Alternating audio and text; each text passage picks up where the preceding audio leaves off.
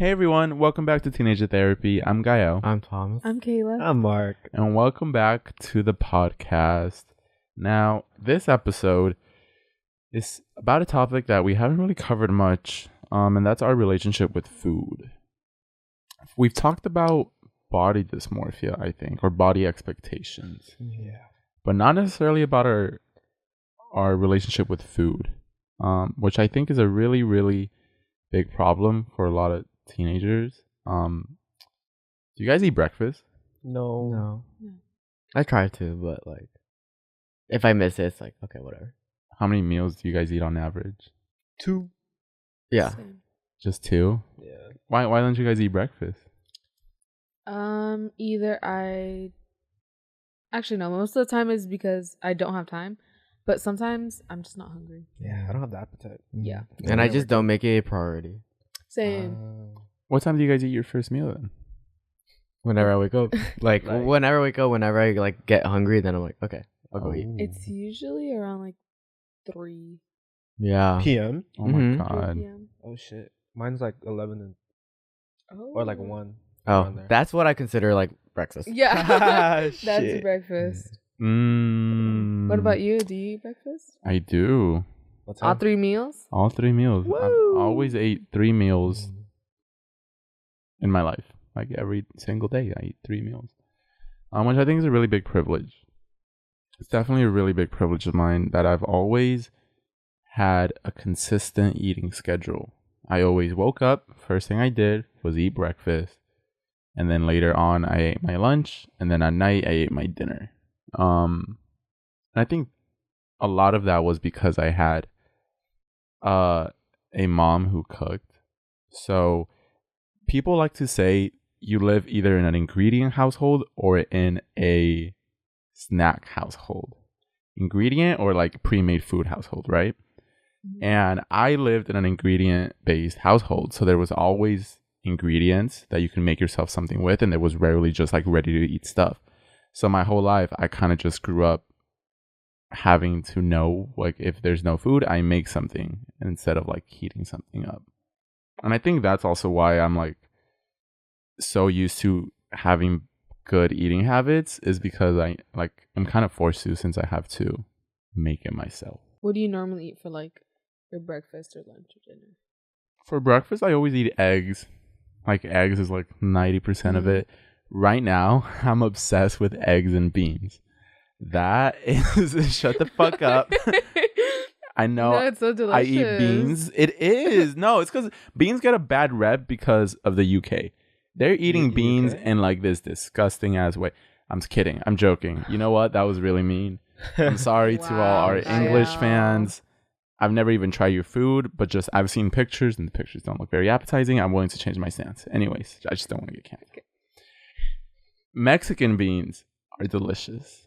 Okay. They are. So right now I've just been eating like eggs and beans with like a tortilla, and it's so fucking good. Yeah. Okay. Sorry, but anyways, that's not the point. The point is our relationship with food. How's your guys' relationship with food? Do you see it as something that you have to do throughout the day, or it's kind of like it's optional?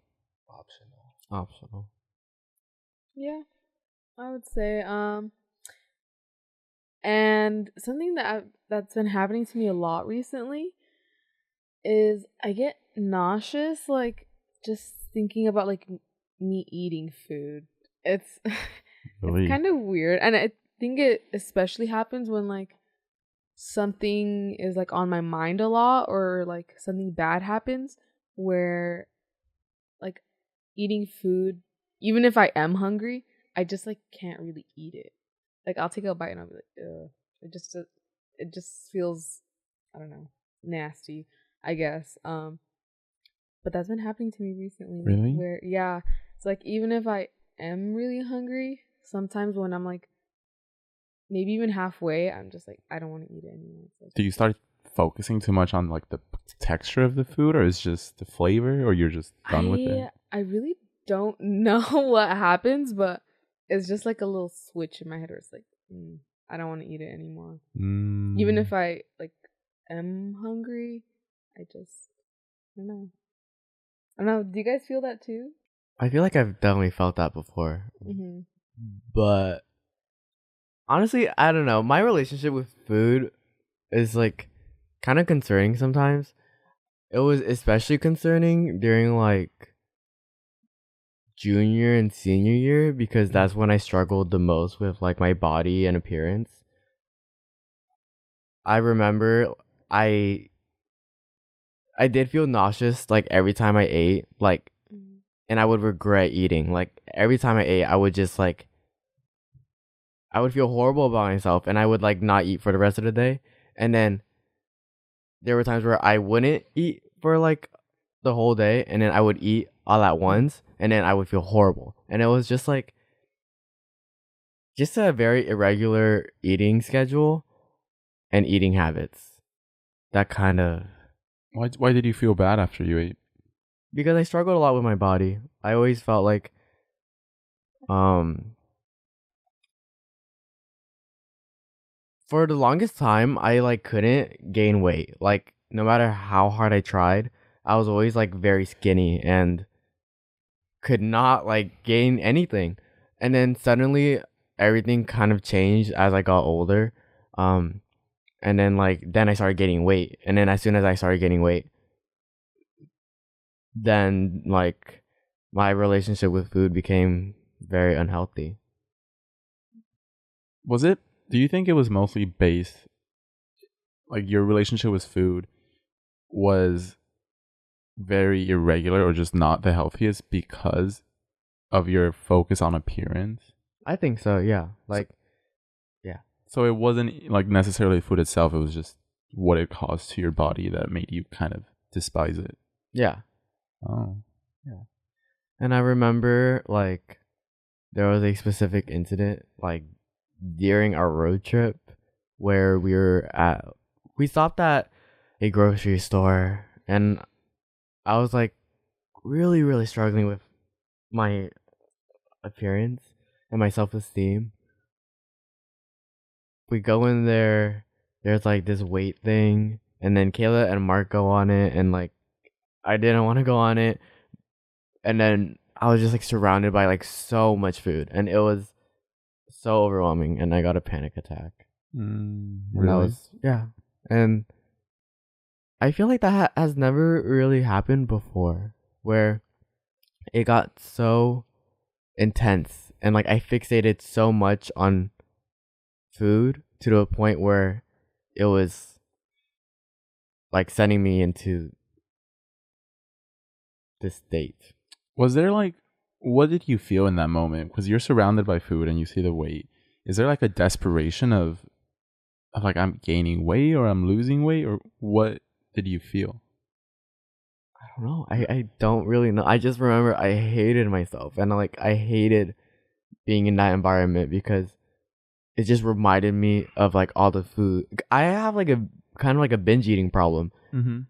And I don't want to like self-diagnose because I really don't know if this is an eating disorder, but I would binge eat like a lot. And I found comfort with food. When my mental health was really bad, I would eat. And every time I got stressed, I would eat. And I think junior and senior year was especially a very stressful time for me. Like both academically and personally. So I ate a lot during that time. Like I would stress eat. And then I would gain weight. And then I would resent myself for it. But I don't know. It was always back and forth, mm-hmm. you know? And I think as soon as I went to college and I was like kind of forced to have this eating schedule because whenever my friends would eat, I would just eat. And also college, like the environment at college was just a lot healthier than the environment at home, and the people there were different from here, and the change in my mental health also did a lot for that. So yeah, I don't know. I think a lot of my problems with food just stem from a low self-esteem and my poor mental health. Interesting. So I find it interesting you mentioned that like when you went to college, you had to change a routine and you were kind of forced to eat when other people ate. Because, I mean, what else were you going to do? 'Cause you might as well. Because I feel like a lot of times when I meet someone, they're like, I forget to eat. It's mostly because there was never that sense of routine of eating together as a group. And so that's why I guess people forget to eat. So going to college, did that change like your guys' relationship? Like you too, Kayla? Do you find yourself eating like more because you're in college? I do actually. And I think it's a little bit of what Thomas was saying. It was like, oh, all of my friends are going to eat, so I'll go with them because I don't want to eat like dinner by myself or like have to make it myself. So I think I do eat more in college, and also because like we have these meal swipes and we usually have extra, so sometimes I feel the need like I need to like go get something so that like I can use up all my swipes. But, and do you think it's improved your relationship with food? Has it built like better habits? I think still sometimes I struggle with like if I'm like craving something that's like not like healthy or whatever. And this specifically happens when I'm like really hungry and like I haven't eaten like for like a few hours. I like get off of work, I'm like so hungry and like I just want to eat like everything in sight. Thomas knows what I'm talking about. It's like I will want like the most unhealthy things. And do you know? Yeah, no, for sure. Like I will want like Little Caesars. Yeah, I'll eat like anything. And sometimes I like go through this little debate in my head where I'm like, well, it doesn't hurt to like just have like a little donut or like, you know, treat yourself type of thing. It's like I don't do this daily. Like it's just I'm really hungry. But then I'm like, no, you shouldn't do that. And I don't know if that's the part of my brain that's like, I guess thinking of it in like a bad way in terms of like how it's gonna make like me luck eventually. Do you know, like, oh, I'm gonna gain weight if I keep on doing this. And like 99% of the time I'm like, no, it's gonna make me feel like shit. And usually that is the case. It's like I'll eat it and I'm like, why did I do that? It's like I regret it afterwards. So I just have to remind myself of the feeling that I get after I eat that. And then you stop yourself from eating it. Yeah. Okay. Then I'll just get like a soup or something. Interesting. Yeah, because like I feel like we see unhealthy food as a way to reward ourselves. Oh, wait. Sorry. I just thought of something too. Go. And like at home, we wouldn't normally get like sweets, I guess you could say. Like we wouldn't get like donuts or like this or that. And so then when I'm at school, I'm like, well, I have the option to. It's like I can buy it, you know? Because before we wouldn't get it because it's like, well, why? It's like waste of money. Like, just don't do it. But now I'm like, well, I can. So it's also that sense of like, I can do it if I want. And because I couldn't before, you know? Interesting. Damn. What about you, Mark? Do you see food as like good and bad? Do you just see it as like it's food? I mean, I used to be a picky eater, like a really picky eater, and that would be a problem for my mom because she would have to like think of like impromptu meals. Like if let's say they make a dish that I don't like at home, she would just like feed me rice and soy sauce because that was like one of my favorite meals. And then I like you see like takeout a lot. Like a lot. Like I would eat like McDonald's like almost every day. That's like the only thing that I would accept. And I remember like my family would like make me cry, or like I would cry because of how picky I was. And then it's like, you know, I don't even want this. And then it like got to a point, or I mean, I think this is the reason why, but then I would like rather like just not eat than like eat whatever is like on the table. And then that's how it is like for me. Like right now it's like sometimes I choose to like stay hungry if I'm not gonna like the meal and stuff like that, if that makes sense. Interesting. Yeah, because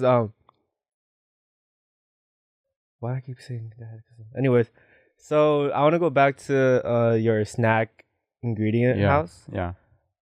I pretty much live in like a snack household. Like there'd be like a pantry of like full of snacks, like a room full of snacks, or in my apartment there would be like a closet like full of like snacks to eat, and like there'd rarely be any like ingredients for me to make. And it didn't take until like I'd say like high school when I started to get into fitness, where I started buying like my own meals or like my own ingredients, you know, like buying peanut butter, bread, chicken, rice. That's when I started like making foods for myself. But then over time I started getting like lazy, and I guess like my habit of just like choosing to starve like came again. And then I started to like connect my relationship with food like with my mom, because I guess in middle school I used to live with my uncle, and then he's like pretty like well off, so he was able to support like entire family with like food. And so like he'd bring them food, he provide all the meals. But then once I moved, it was just me and my mom, and then she was like not in the house like too many times, and so I had to like figure out ways to eat. And then I like thought of food like a way for like my mom to show love and like that she cares about me. And so I would like get mad at her if she wasn't able to get me food or like buy food, because most of the time I would have to like use my own money or like make my own meals. And yeah, and then like no, I just got really mad because of that. That was your sign of love, like just like providing for you. Yeah, because I'd always see other people and their families making food for them. Like when I go to your house, like your mom would cook meals, and that's like, and I would always think like, oh, that's something that I want. Yeah, that would be nice. You know how you mentioned like the snack versus ingredient household? Yeah. It's so funny because I used to be like really jealous of the people that would like have snacks. Yeah. Like I would see them with like Cheez-Its and Oreos, and I'd be like, oh my God, like that's how I know you're like well off. Like, Word. it was just like I would be so jealous. It's like, oh my God, I want that. Like because at home it was very much like, you know, lunch, dinner, breakfast if I wanted. But we didn't have snacks. And so like when I would see that, I'd be like, oh my God, I'm so jealous of you. So it's like the grass is always greener situations. Yeah. Because I was thinking like the total opposite. I remember in first grade I got flamed on for like always eating snacks during lunch. Damn, really? I thought that was the dream back then. I know, right? This guy was like, yo, why are you eating that? Like, you gotta eat healthy food. I'm like, you know, you're right. And so I like asked my mom, can I go get school lunch? And so that's the reason why I got school lunch. I don't know if this ever happened to you, but like because you were a picky eater, like did your like parents or like relatives ever make you eat something that you didn't want to? Definitely. Like, do you think that helped or sort of like worsened how you felt with food?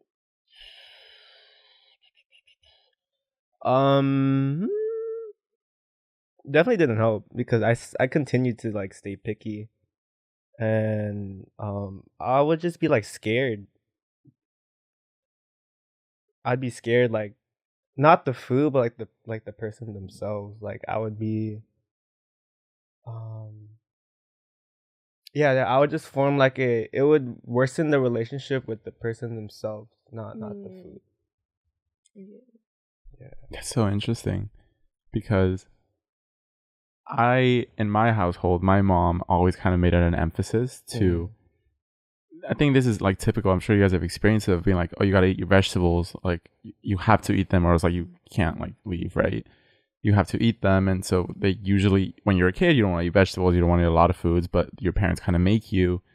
And then at least in my experience, I just grew to start to like them. Like I would hate like avocado, lettuce, spinach, vegetables, like I didn't want to eat them. But my mom always forced me to like eat them, and so now I enjoy them, and like I really do like them. So for you, it like, because I see what you're saying, Kayla. For some people, it just makes them resent it and just like absolutely hate the taste. They can't stand it. In my experience, I Okay, my relationship with food has been I think it's been decently healthy. I think it's been sustainable. When I was in elementary, I think from like 3rd to like 6th grade to like 7th grade, I was like pretty fat. So I remember feeling very insecure because I just felt fat and didn't like feel good. And even though I was so young and like, you know, people around me told me like, oh, you're young, it doesn't matter. I like still felt very insecure about it. And I would just, oh my God, when I was young, like I ate so much. Like I ate so fucking much. Like my dinner would be like 3 huge ass bowls of Fruit Loops. Like big ass bowls. Like I don't think any of you could finish the amount of Fruit Loops I was consuming back then. Would you fill it up to the brim too? Yes. And put hella milk, right? Yes. I did that with honey bunches. Oh bro. my God. Yeah, it was Oh so my much. God. It was That so is so fucking funny. much. Yeah. Like I would eat a lot. Okay. And on my own I would eat a lot. So it's obviously that's why I was fat. And then around 7th grade, I was really insecure and I really wanted to lose weight. Like I wanted to be skinny so badly.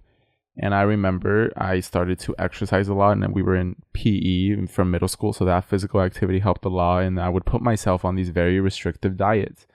I remember in 7th grade, like I would go on YouTube and I would search up how to lose weight fast and look at the videos. And it's kind of shitty that you have access to the internet and then you also have shitty people making really shitty content and being like, oh, 3 tips to lose weight fast. Only drink water. Apple cider vinegar. Apple cider vinegar if you want to lose your belly Yeah. fat. And 3, just don't eat. And so, you know, as a 7th grader, like I would be like, okay, I got to do that. And I remember searching up like, what's the quickest possible fucking way to lose weight? And people were like, oh, there's a 3-day diet where you basically eat nothing but water and like a couple apples a day. It's called like the military diet or something stupid. And I remember doing that where it wasn't even a diet. It was just like starving yourself basically. And I remember like I went like a week or 2 where I was basically just starving myself, just eating almost absolutely nothing, for days on end while still running and being active. And I did that. And then other times I would drink a lot of water and like eat very, very little. And I mean, I don't even know if I want to say that the diet like worked. I mean, obviously they worked. I was starving myself, but I don't want to say it because I feel like it would encourage people to do the same. And, you know, you hear me saying like, oh, it worked for me, even though it was shitty. Like you're going to undoubtedly, if you're listening right now, you're going to go out and try it because I know how desperate it can be when you want to lose weight. But please don't do that. Please do not like starve yourself or eat like an unhealthy amount of low calorie foods, like to the point where you're just starving yourself, because all it's going to do, I really regret doing it because 1, I lost fat, but I kind of just ended up looking skinny fat since I didn't have any muscle because I was starving myself. So all like the, you know, small amount of muscle I had just went away and it just left me like very flabby and whatnot. So something I really regret. And I went through that period where I just wanted to lose weight really, really badly. And so my relationship with food was like starving myself. And then I remember I started tracking calories around that time. So I would use like MyFitnessPal. And if you've ever fallen victim to the chokehold that MyFitnessPal has on you, you'll know that I would track my calories and I would track every single thing I ate. I would weigh it out. I would make sure like, what am I eating?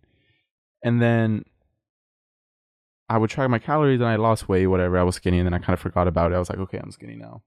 And I forgot about it for a little bit. And then after that, in freshman year, I started tracking my calories again. And I think it was around like beginning of sophomore year, I started going to the gym and I started tracking my calories. And I started being like very, very mindful of what I put into my body. I wanted to make sure I had like enough protein, enough carbs, enough fat.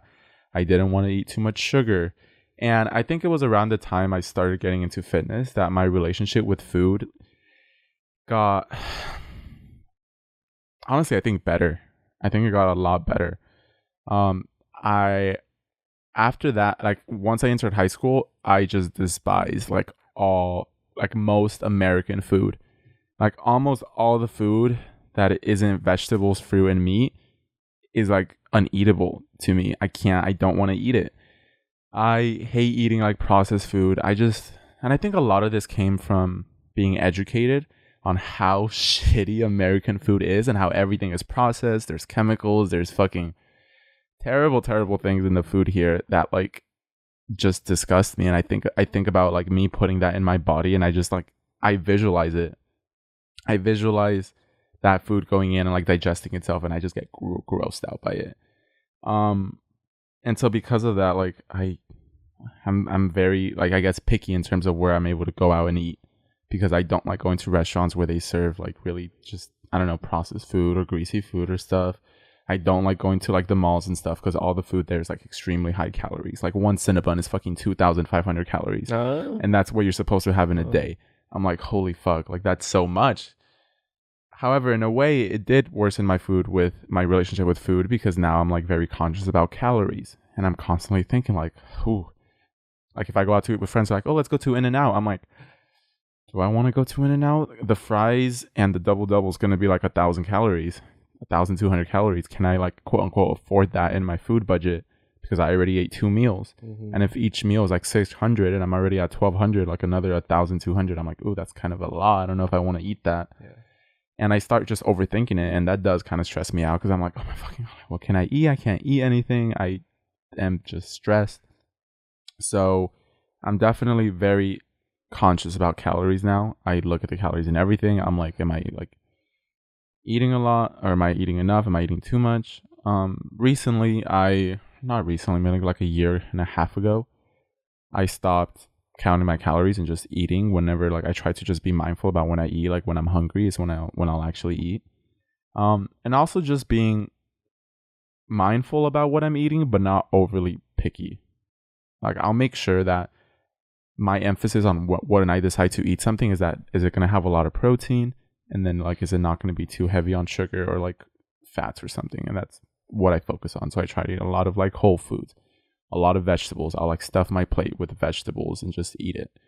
And it's like almost, I'm like forcing myself to like these things like with brute force, because I know it's good for me.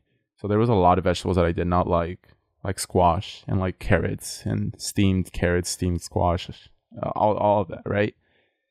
But I learned to just keep like forcing, like feeding myself it and just forcing myself to eat it, because I know it's good for me, and eventually I know I'll like it, because that's kind of how it works. And it did work, and now like I love vegetables, and I love eating like a bunch of vegetables. What made you want to stop like counting your calories on the app? I think it's that I was like, do I want to be doing this forever? Like, it's not sustainable to be doing it forever. I was like, I've learned a lot about how many calories are in what foods are high in protein, what foods are good for you. So I should just stop, be mindful about it, because I don't just want to binge eat and like eat a ton of bad stuff, but not be so restrictive. Yeah, I like went through like the same thing, where before it was like an uncontrollable relationship with food, and then it went to a very like over controlled like relationship with food, where because you introduced me to MyFitnessPal, and so like I started counting calories every day as much as I could, and there was a good, like during 2020 specifically, all I ate were salads. Like I had a hyper fixation on salads. It was all I ate. I wouldn't eat whatever my mom cooked. I would eat a salad, and I was like, oh, because I was so determined to get happier and like better my mental health in like all ways possible, which means I had to stop my binge eating habits and my unhealthy eating habits. And so I thought that by me only eating salads, and like salads are healthy or whatever, I would, become happier, and I would not feel so bad about myself and my body. But it was bad. Sometimes all I could think about was like a salad, like, because I was never satisfied. I would eat a salad, and it would like, I would be filled up for a good 30 minutes. Yeah. And then after the 30 minutes, I was hungry again. And I was like, okay, well, I had to wait like approximately like 3 hours for my next salad. And during the next 3 hours, a salad was just on the back of my mind. And it was like, oh my God, it was horrible. But basically how I got over that was like college. Literally, as soon as I went to college, you forgot about your salad. Yeah, no, yeah. Like it was like I need to eat when I'm full. Like I'll eat when I'm satisfied. Obviously, I avoid like unhealthy foods as much as possible. But if I do like eat a burger or whatever, I'm not gonna like resent myself for it, like how I did in the past. Yeah. Like, oh my god, I remember one time during the road trip. This road trip was like not, I don't know, it was like peak bad. What road trip? Our road trip to Yosemite. Okay. Like we stopped at McDonald's, and I do not really like fast food. But it was the only thing available. And I just remember eating it, and I was like, fuck. Like, and I was like stressing out. Like I was googling, like, okay, how the fuck do I get rid of sodium in my like body? Like, how do I get rid of sodium? Yeah. Like I was, I need to get this out of my system right now. I was terrified of sodium. I still kind of am, but like, why sodium specific? Sodium, because I think that's like a main component of like bloatedness. Yeah, bloatingness. And one of my biggest insecurities is my cheeks. Like people make fun of it all the time, and I know it's not even that bad, and it's not a bad thing. Like I'm trying to embrace it, but for the longest time I hated it, and I still kind of hate it. But I just knew that like sodium was basically my biggest enemy. I hated it. And McDonald's and all other fast foods have so much sodium in them. And so when we ate McDonald's on that road trip, I was I was spiraling. Yeah. Yeah. I can believe that. Yeah. I never got to the point where like maybe for a bit there was a point where like I would feel really terrible if I ate something bad. And I honestly no, I still do. I still have a hard time letting go and like indulging in sweets or in like fast food or pizza or hamburgers or something that's like typically like unhealthy, right? And it's because that kind of goes back to obviously my appearance and my body and just how I view myself. And I think of one bad meal as like a setback. I'm like, now like I could have been one meal ahead, but now I'm one meal behind, and like now I'm over my calories, and now I'm gonna gain weight, and it's gonna turn a little bit into fat when it like I shouldn't have even done that. But I slowly remind myself like it's fine. I'm consistent like 90% of the time. Like that 10% where I just eat whatever I want is just part of the balance. And I think it's really, really important to remind yourself of that. Is one, see your body as just this thing you have to take care of. Like if you were taking care of a plant, like you're not gonna pour Coke on your plant. So think, give it some water. Like imagine, I think for me specifically, visualizing what the food is going to do to my body really helps me want to eat more of it. And instead of craving, like I never really crave like fast food or like snacks or like junk food or anything like that, because I imagine what it's going to do to my body, and I just imagine myself eating it and like seeing it go down my throat and my stomach and like sit there. I'm like, that's kind of gross. But then I think about like vegetables, and I think about fresh foods and fruits and vegetables and meats and, carbs and all that. And I think about eating that, and I think just it looks pretty. Colorful foods look pretty, and they're gonna like be good with water and stuff. And so for me, that has really helped me like learn to love eating healthy, because I know for a lot of people it's, how do I get rid of the cravings? Like I want to find the balance, but I just love this food so much. For me, it's just imagining it. Yeah, I get that. It's important to have a balance. People restrict themselves too much of like, I really can't indulge in this. Like, I can't. But you can. Like, it takes a lot of trial and error, I think, for you to find that balance. But I kind of did during college and before. You know how, like, there's the freshman 15 thing? Yeah. Oh, bro, like... We don't know what is that? Freshman 15 is this like college myth that during your freshman year you're gonna gain 15 pounds because of like the dining halls and you're not exercising as much and stuff like that. And I was like, this is my worst fear. Like I cannot go to college for that. But surprisingly, I went to college and I was eating a healthy amount of like everything. Like every now and then, sure, I'll like go get boba with my friends, or I'll get, like I would treat myself, but at the same time, I still took care of my body in the sense that I try to mainly eat only healthy foods. And instead of like gaining 15 pounds, I lost 20 pounds during college. Yeah. Whoa. Like, yeah, I know. You had that much to lose? Wow. A lot of people never really like noticed how like, I guess, not, I wasn't even overweight. I was like at a perfectly fine weight, but, yeah, like, Damn. I was at, I mean, this is like personal, but, Yeah, go for it. I was at 140, which is crazy to think about. Like, I don't know. But then now I'm at 120, and I don't know. I really like my body now. Like, That's good. I really, really do. And I never really felt more confident until like now. Like, I don't know. And like, I'm not on a restrictive diet. My eating habits are irregular, but I eat enough until I'm satisfied each day. Yeah. And I'll treat myself whenever I want to. Yeah. But I always have to keep in mind, okay, let's avoid this, let's avoid that. But yeah, like, it's possible. You don't have to, prioritize like diets and exercise and all of that for you to kind of have a healthy relationship with food and stuff. Yeah. But it's different for everybody. My body's different, and I don't know. I love that you say that you love your body right now, because that's really good to hear for our listeners. And also, like, in a very stark contrast, I don't like my body at all. I don't feel confident in my body at all. It's not what I want it to be. It doesn't look like what I wish it looked like. But I still have a healthy relationship with food. I'm not restricting myself because I know that's not going to get me the body I want.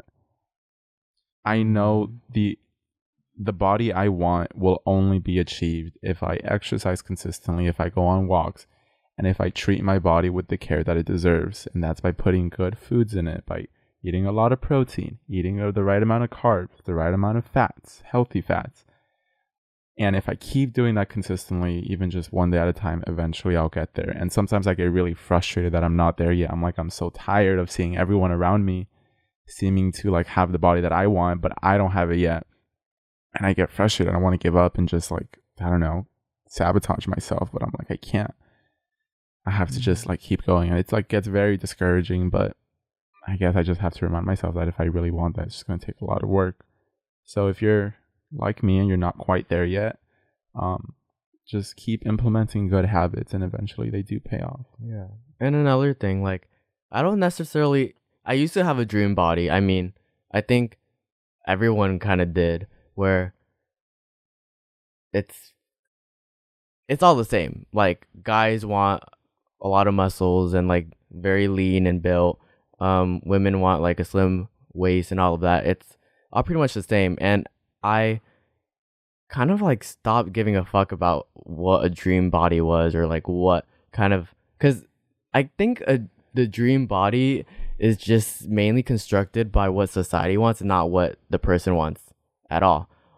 You only want it because society has taught you that like that's the ideal, when in reality it doesn't have to be the ideal. And I kind of gave up on like trying to chase so hard on like this ideal image of my body and accept it for what it is. Like, learning to kind of love your body for what it is really important, because sometimes it is achievable, but don't bash yourself for like not getting there yet. It's like your body for what it is. Learning to love yourself is a whole nother thing. I mean, I would say I'm more neutral about my body. I'm not like in love with it, where it's like I love like my stomach, I love this and that. I don't love it, but I also don't hate it. Yeah, exactly. Like, it's not learning to like, oh my god, I have the best body in the world, but it's like, this is my body, and like, it is what it is. And every day I'll make like, efforts to like, move forward, but this is it. That's so funny. Remember like that acne neutrality shit?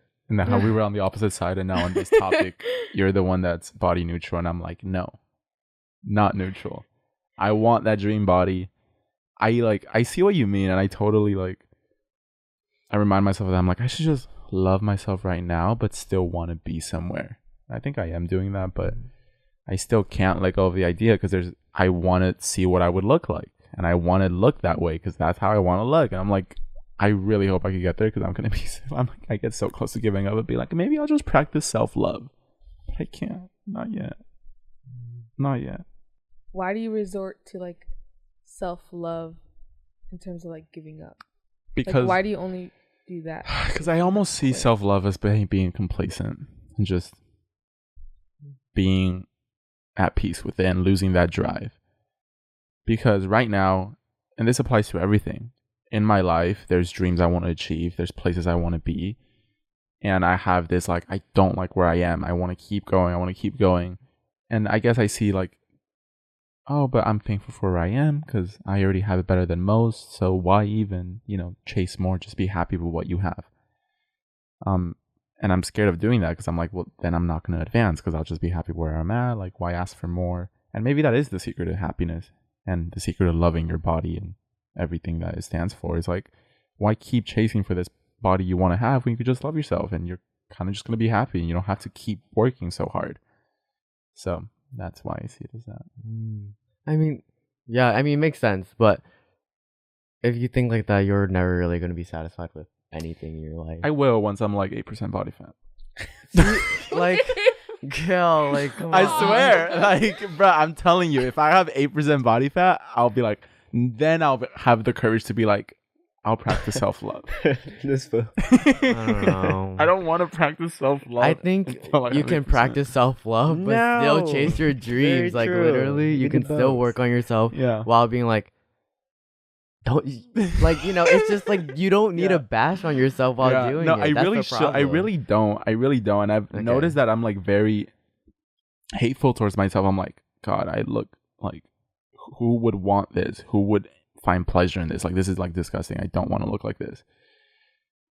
And so I try to remind myself not to do that, but like I still definitely do. So I still have a long way to go. You said who? Like, who would want this? Yeah. Who are you talking about when you say like, who? Like who would find this physically attractive? Like, who would be like, wow, like you're so hot. Like, I don't believe people that are like, you're so hot. I'm like, I don't believe it. Like, so it is. I still have a long way to go when it comes to like learning to believe people can find me attractive if I don't look like the way that I think I should look. Yeah, I think just society's conventions of like what beauty is and what we want or what everybody wants. It's like just really disrupting like the way we love ourselves and stuff. Because like, sure, I'm literally 5'4". Like, I'm not tall at all. I'm not very built, or anything.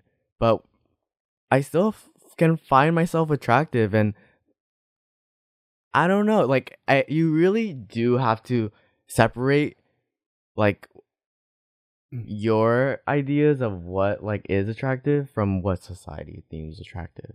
Yeah, it's difficult, but like, it's a hard thing I have a distinct question. I completely agree with what you're saying, Thomas, and I'm curious, like, do you think you would still be saying this if you were your past weight? Yeah, like, would you want, I mean? like, that's what I mean. Imagine yourself at your past weight, and would you be able to truly be like, I'm just gonna stop, I'm just gonna love myself, stop here? Like, why try to lose weight? I mean, if I was like genuinely, if that was where I was and I was like making the effort and stuff, like I was exercising and I was taking care of myself, literally, like if I had a healthy relationship with food and I was still at 140, then like, yeah, like, I don't know.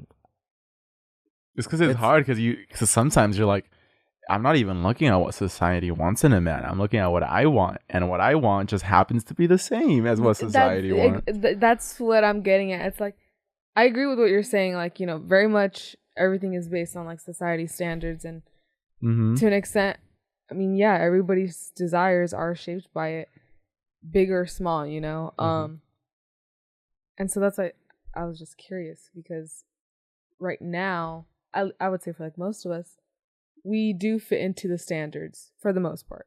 Maybe not like celebrity standards or like LA standards, but we're conventional. So I feel like it is easier for us to like say that. Yeah. But if we weren't, would we be preaching the same like ideology? Yeah, exactly. I don't necessarily think like what I'm trying to say is not like love yourself in every aspect possible, like, because that's just very toxic, like positive, Yeah. Just like be neutral. yeah, like no, like love yourself, and even though like someone literally can't love themselves, like people keep telling love yourself, and I think I just don't know how to articulate it well, but it's like Just be neutral, right? not necessarily be neutral, but just appreciate it for what it is, like Yeah. I don't know. I think it is just being neutral. It's kind of the same thing with acne. Like, we weren't saying find it beautiful or find it ugly. It's just like, it is what it is. Like, be neutral about it. Like, your body, my body, it is what it is. Like, it is what it is. And I'm not going to be like, it's ugly. And I'm not going to be like, it's beautiful. I'm like, it is what it is. However, there's still a way I want to look.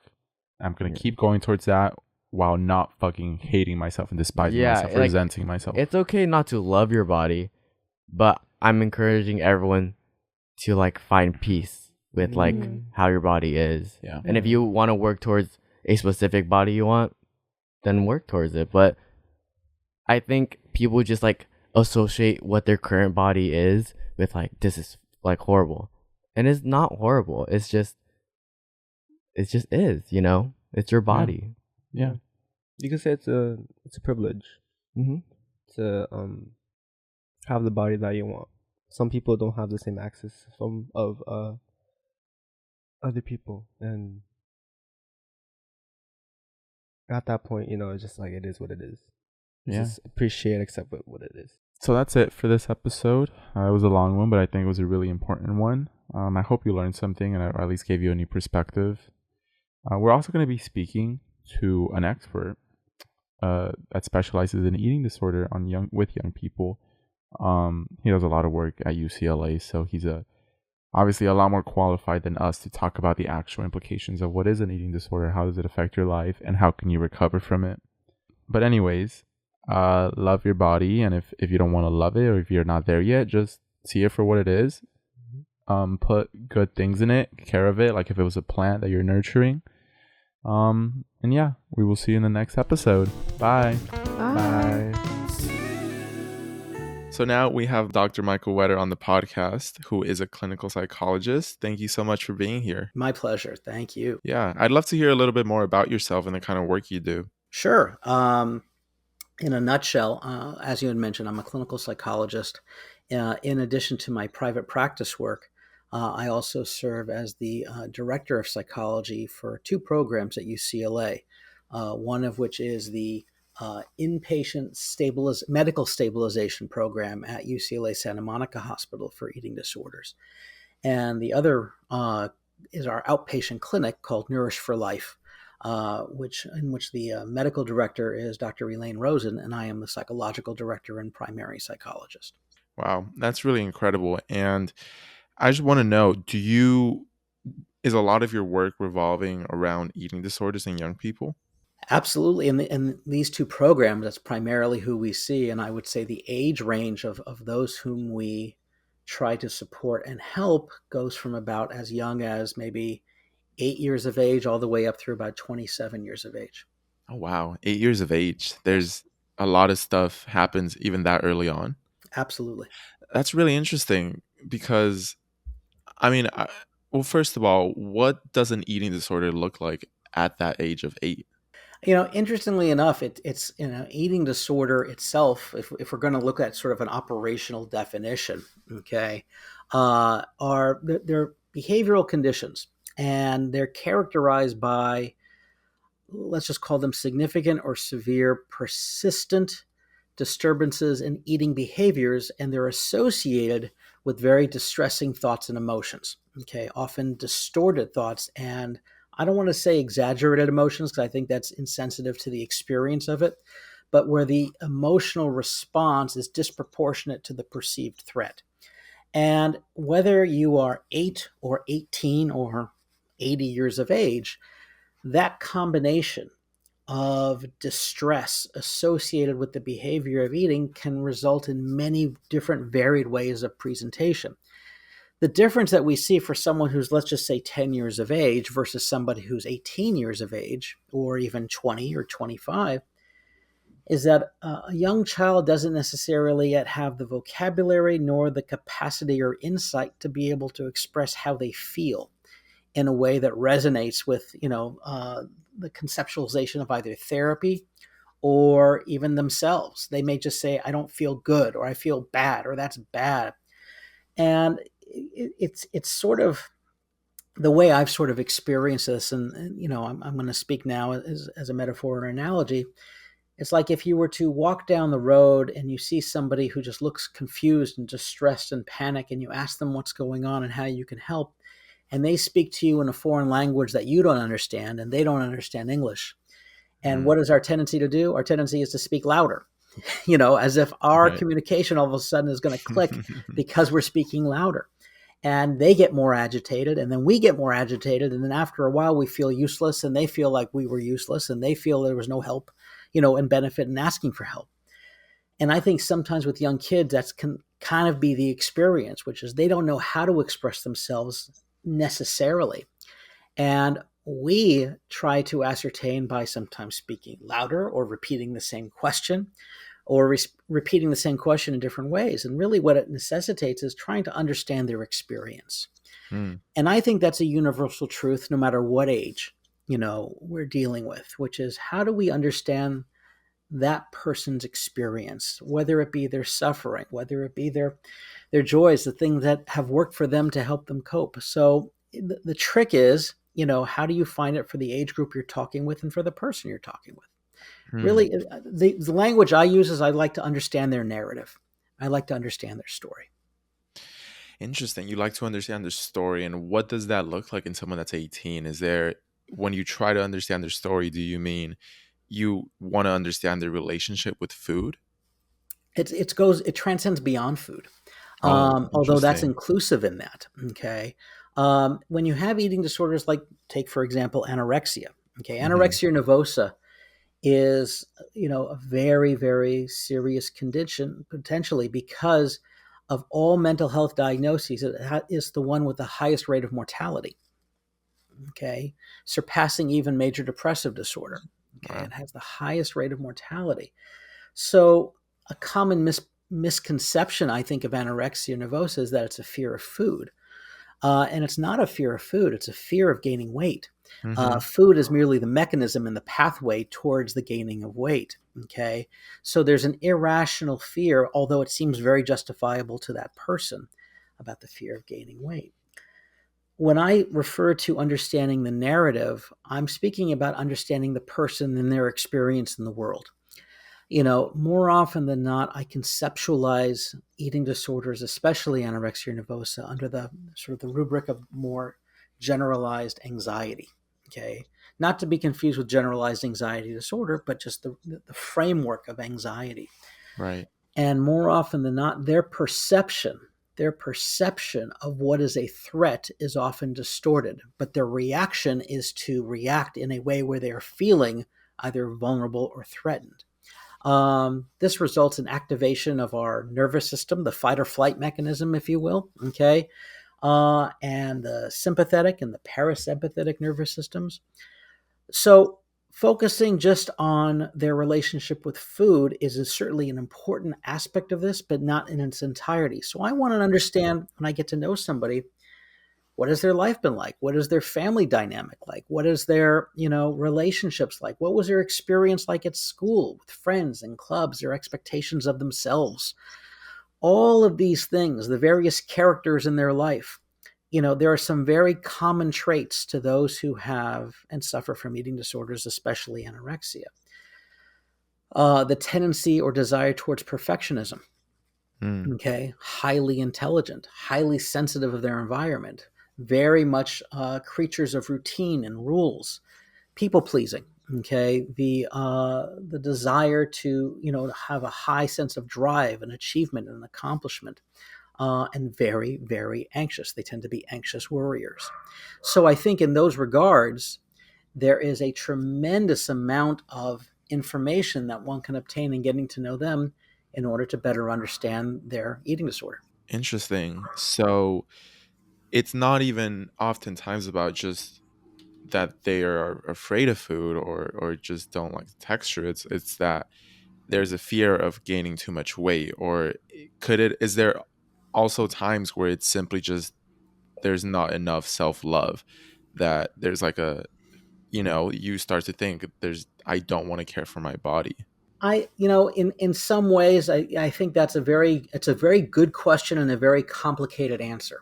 Mm, Because I don't think it necessarily comes down to self-love, and I also don't think it can be simplified as self-loathing. In many ways, they are trying to achieve an image which they are feeling satisfied in. mm-hmm. Okay. Unfortunately, like I said, it goes back to this sort of cognitive distortion. Even a visual distortion. They don't see themselves as wasting away. They see themselves trying to achieve something that they think will not only look right but feel right, and that's the distortion in this. Right.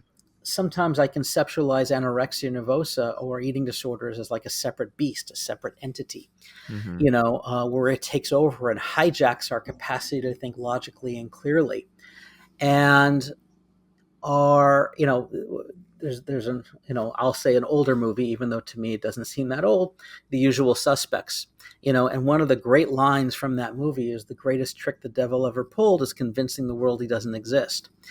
And I think that can be said for eating disorders. It's a very egosyntonic condition, which means that the person doesn't experience it as an illness or distressing. For them, it feels like it actually helps. It feels like they have better control. It feels natural to them and beneficial. They even feel healthier. They feel better. And at the same time, they are engaging in a pattern of behaviors that are extremely dangerous. Yeah, that seems like an incredibly complicated mix of just, I guess, situations. So how do you even begin to treat an eating disorder? I'm still learning. I you know I can't claim to have the answer in terms of what is the best way. I think we start with trying to understand who that individual is, what their struggle has been, and then over time, not just develop a healthier relationship with food. Okay, and one of the ways we can start to do that is by explaining not that food equals fat, but what food serves, how food serves our bodies. Okay. That food is a source of fuel. Fuel is energy. Our bodies need energy, but also how to appreciate and accept our bodies, not just for what they look like, but for what they allow us to do, you know? Right. And I think it's in the age in which we're living in, which there's so much focus on the visual, when you consider social media, Mm, when you consider just the fact that everybody is posting images, not just static images, but also video, and also the capacity in which we have to enhance or modify those images. The ideal and the expectation is unrealistic. So we can't blame anybody now for having an exaggerated notion of what they should look like. We are a very visually focused and concentrated world in terms of what we perceive of each other. But I think it's also hearkening back to considering what our bodies actually do for us. mm-hmm. The ability to walk, the ability to think, the ability to interact, the ability to converse, the ability to open a door, the basic things. I've often, mentioned to people more as an icebreaker at times, which is like, look, if all of a sudden, God forbid, you lost the ability to walk, do you think you would be so focused on how you appeared on a photo? You know, Not to say that that's, any way of breaking through, but it just changes the perception for a second and Mm, highlights what do we take for granted at times. Um, but that, I don't want to also put out there the myth, the misconception that it's that easy. right. Okay. This, eating disorders are a form of what is perceived as self-protection. Okay. Almost that evolutionary trait of flight or flight. I'm going to protect myself. I'm going to control that which I feel out of control in. And I think in better understanding what people perceive to be the threat, that's when you can start to understand and bring them back to understanding their perception of threat in a different way. Interesting. And in your time studying eating disorders, what is there something you notice that what I guess what triggers someone to start to develop an eating disorder later in life when they used to have a perfectly okay relationship with food and themselves? It's a great question. And once again, you ask great questions and I don't have great answers. Okay. But I can offer you this, which is it's never one thing. Mm, Okay. Eating disorders are more often than not biogenetic, psychosocial in nature and in the etiology, meaning that it's never just one thing. More often than not, people are born with a genetic predisposition to higher increased states of anxiety and anxiety arousal. And also, there's a biological predisposition to eating disorders as well, meaning if someone in your family has an eating disorder, it's not a guarantee that you will have one, but there's a higher predisposition towards one. mm, mhm, And so, one of the things that I sort of conceptualize that question to sort of, in addressing that question is it's kind of like walking around with a loaded gun. The genetics are the loaded gun, and the mhm, environment pulls the trigger. So you can be walking around for years with this sort of loaded genetic predisposition, okay? And all of a sudden something happens, and just your way of dealing with that threat or that situation or that perceived threat is to start doing things differently. And it never starts with, well, you know what, I'm going to start now with an eating disorder. It starts usually with, I want to try to be more healthy. I want to try to eat more, a bit more healthy, or I want to lose a little bit of weight and I want to get back into better shape, and all these other little things which otherwise become, you know, accepted by society as normal, healthy, appropriate goals. But they're hijacked. And they're hijacked by, again, this genetic mm, predisposition to the sort of, if you will, a cousin of OCD, yeah. okay, which is you lose control of that. That's the danger. Interesting. That's a really scary point because as you said, there is on social media this emphasis on looking a certain way. And, even you go on places like TikTok where you're fed constant videos of people sharing their eating routines, how healthy they're eating, how much exercise they're getting. And it feels almost like, is there a sense of, you gave this metaphor. It's like you're walking around with this loaded gun and it's like you don't know what's going to trigger it. So how do you live your life if you're not necessarily sure, like, what if I'm predisposition for this? Could this be dangerous? Is there a way to engage in these things that could be considered a trigger in a healthy way? Very good question. And again, I think this is where you rely on your support network. This is where you Mm, rely on your family and your friends. You know, eating disorders rarely become evident until there's something to observe, okay, objectively observe, where you start to see somebody and you're like, wow, you look a lot different, okay, than you did even a month ago or so. Sometimes that person will take it as a compliment and it'll be reinforcing, but to say, I'm worried about you, I'm concerned about you, mm, uh, people who suffer from eating disorders adapt masterful traits at learning to disguise it. I'm a huge believer that eating disorders love to lurk in the shadows. They hide. They're isolative.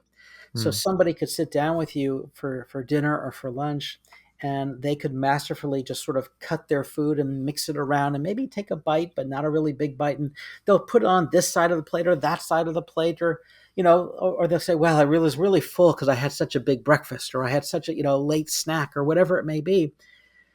What you start to look for are what are the patterns and what are the themes. And then the other thing to be mindful of is at what point in time, in terms of self reflection, do you feel that your life is dominated by these rituals, by these needs that you have to do?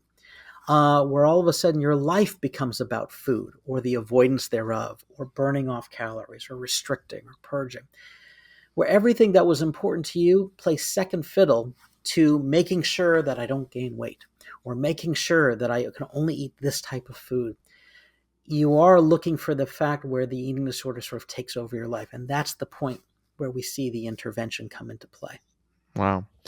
So lastly, are there any resources for people that might either see themselves starting to have an unhealthy relationship with their body, food, and Yeah. fear that they might be going towards a path of developing an eating disorder? Great question, and an important question.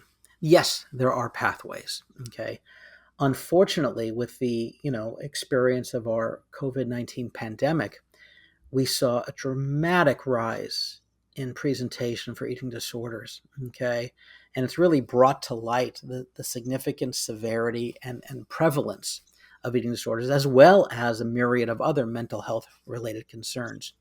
You know, I think the pathways include reaching out. That means reaching out to family members where appropriate, friends.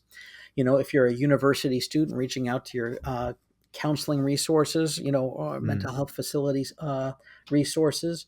It could be reaching out to your primary care doctor. Okay. What we find are people now are reaching out for therapists and for programs, which is great. But sometimes there's extensive wait lists for those. So you don't have to wait for the perfect venue to present itself. Reaching out to anybody and really just starting that process is probably the most important thing I can recommend at this point in time.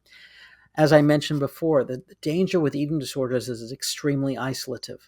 It likes to lurk in the shadows. So probably one of the best things you can do is shine the light.